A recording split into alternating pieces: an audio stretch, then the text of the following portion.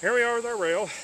This is a split rail fence that I made earlier. It runs as a decoration in front of the yard. Helps to slow Robbie down when he's running towards the road. And this is going to be a replacement rail for the one laying over here that's pretty well shot. Split rail fence has several elements. They work together to create a boundary.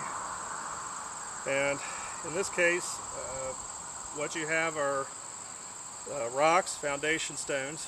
You have the rails themselves that do nothing more than interlace at the joints, and you have stiles. And I'll describe each to you.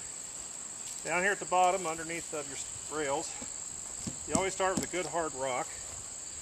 Not that there's any soft ones.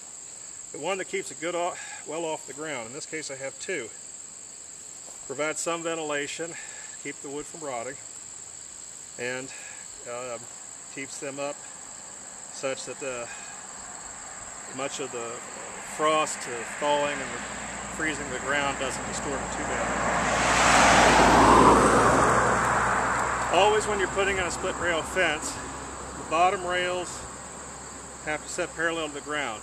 A mistake that people make will be to take one end, set it on a rock, set the other end on an existing rail. Whenever you have a split rail fence, that first set of rails has to completely set on rocks. So rock on rock, rock to rock, or rail to rail. Never a combination of the two. Quite simply lay your rails on top.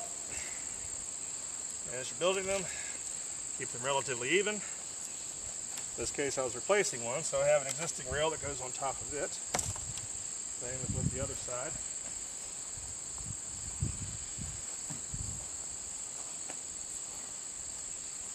Then place your stiles on either side.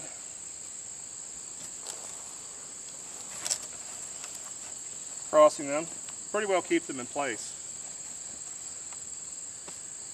You can go one better,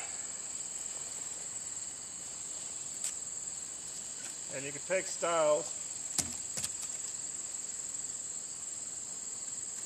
placing them across one another, and then place another rail on top of those. That effectively locks it into place.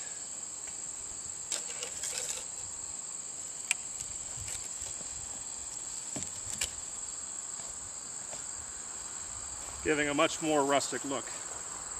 Thank you for your time. Hope you've enjoyed watching.